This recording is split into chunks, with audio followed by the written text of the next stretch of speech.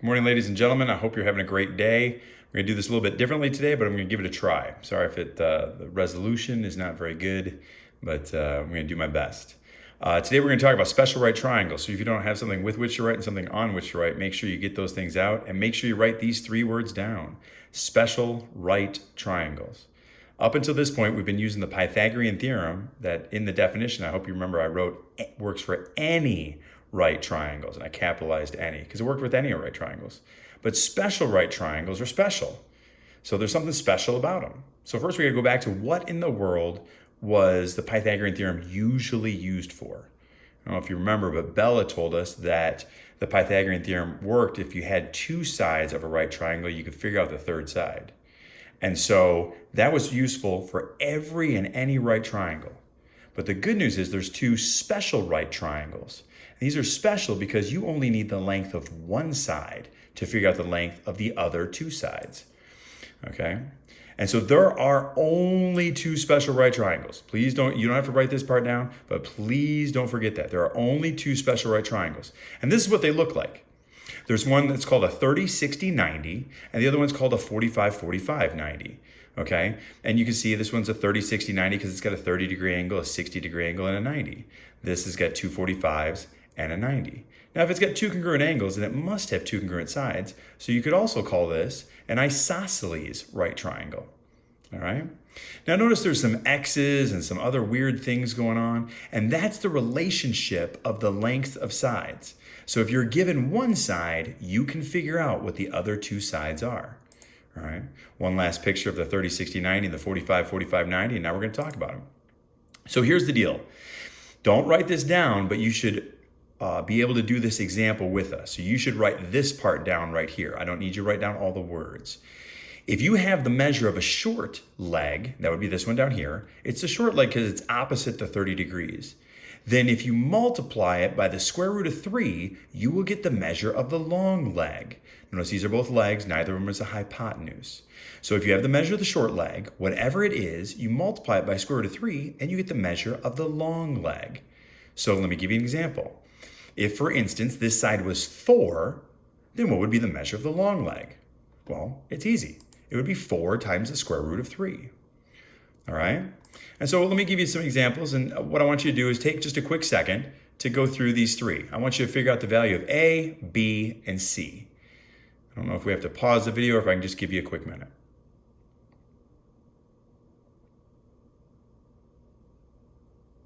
Okay, we said if you had the measure of the short side that you could figure out the measure of the long side by simply multiplying by square root of 3. So A in this case would be 5 times the square root of 3. B in this case would be 8 times the square root of 3. And C would be square root of 3 times square root of 3, which is 3. Simplifies down to 3. Now, okay, now let's go the other way. Now think about this. If you have to multiply by square root of 3 to get from here to here, then you would have to divide by square root of 3 to get back. If you're given the length of the long leg, then divide it by the square root of 3 to get the measure of the short leg. So no matter what this is, and no matter how ugly this problem might get, all you have to do is divide by square root of 3 to get to the short leg. For instance, if I knew that the long leg was 5, then the short leg would have to be 5 divided by the square root of 3. Now, this is an insanely ugly answer, but who cares? It's right. If this is 5, you divide by square root of 3, so I get 5 divided by the square root of 3. All right? I'd like you to try these three. Again, try to solve for A, B, and C. And you can pause the video right here. Okay, and we're back. So, if this is 5, then A would have to be 5 divided by the square root of 3. If this is 8, then B is going to be 8 divided by the square root of 3. And C, if this is square root of 3, C is going to be square root of 3 divided by square root of 3, which is 1.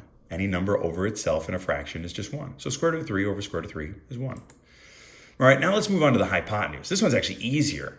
If you know the length of the short side, all you have to do is double it or multiply it by 2 to get the length of the hypotenuse. Okay, so go ahead and draw this illustration, please. You don't have to write down all these words, but you should be able to draw this right here. All right, so if I've got the length of the short side, I just have to double it to get to the hypotenuse. So therefore, if the short side is 8, then the long leg, I'm sorry, not the long leg, then the hypotenuse would have to be 16, okay? And then if that's the case, then you should be able to solve for A, B, and C right here. You can pause the video and give you guys a second. And yeah, I'm not sure if we needed it to be paused or not, because if the short side is 5, then A has to be 10. And if the short side is 8, then the long side, or the hypotenuse, has to be 16. And if the short side is square root of 3, then the hypotenuse has to be 2 times the square root of 3. All right. And the last thing with 30, 60, 90s are, and again, you can draw this picture right here. The last thing with 30, 60, 90s are, if you know that the hypotenuse, then you can always figure out the short side by simply dividing it by 2. Not the square root of 2, just by 2. You just cut it in half. If you know the hypotenuse, just cut it in half and that'll give you the length of the short side. So for instance, if I knew that the hypotenuse was 9, then the short side would have to be 9 divided by square root of 2. I'm sorry, 9 divided by 2. Also, 4.5 or 4.5 would also be acceptable. But it's 9 divided by 2. So right here, I gave you the hypotenuse of these 3 right triangles, these 3 30, 60, 90 triangles. And that's enough information that you should be able to solve for the other 2 sides. So we'll pause the video right here and you can go ahead and solve for A and B, C, D, E, and F.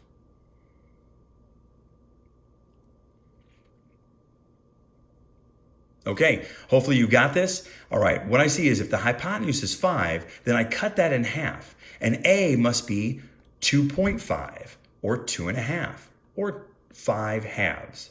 So therefore B must be 2.5 times the square root of 3. In this one, if the hypotenuse is 8, then the short side must be 4.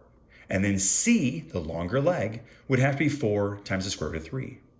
And then this last one right here, if this is 6 times the square root of 3. I know that's ugly, but if you cut that in half, E is just going to be 3 times the square root of 3.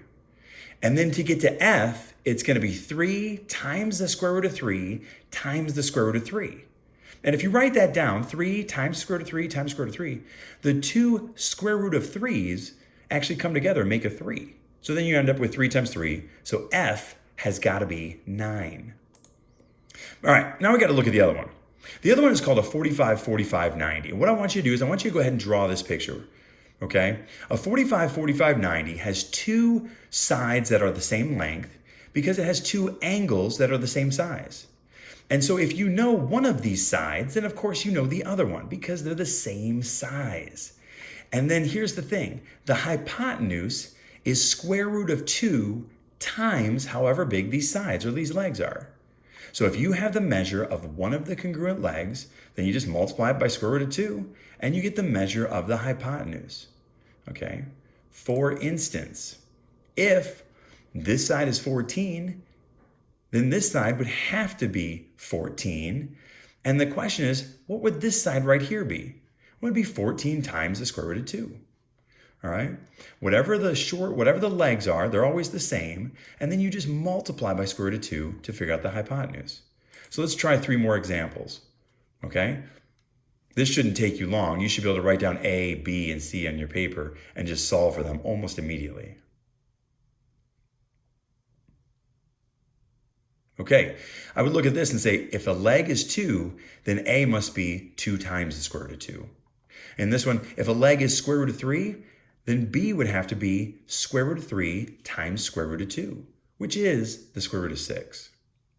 And on this one, if a side is square root of 2, then C would be square root of 2 times the square root of 2, which is 2.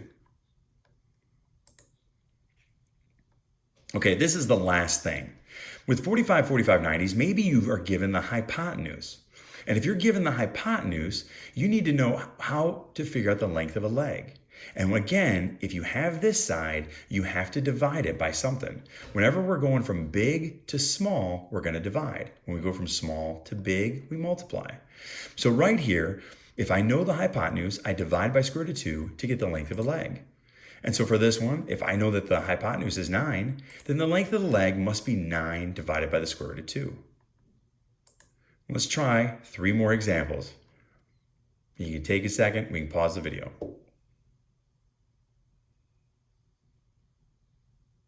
Okay, hopefully that you saw that these were all very easy. A would have to be 12 divided by the square root of 2. B would have to be square root of 8 divided by the square root of 2, which ends up simplifying to the square root of 4, which is 2. And this one would have to be 6 times the square root of 2 divided by the square root of 2. So the square root of 2's would cancel out, and you'd just be left with 6 for C. All right. What I need is, if you don't have it anywhere else on your paper, I need you to have this one illustration. You have got to have this, what I call a key. Okay, this right here is the key of how the sides are related. On the 30, 60, 90, if you know the short side, the longer leg is always that times the square root of 3. And if you know the short side, the hypotenuse is always that times 2. And for a 45, 45, 90, if you know the short side, or you know one of the legs, they're the same length as each other. And then you know that the hypotenuse is whatever that is times the square root of 2. All right. So this is the picture I need you to have in your notes. You have got to have this. Now, I'll tell you, I need not only for you to have it, but I need you to work on really memorizing this. And so we're going to do a lot of practice to try to help this make sense.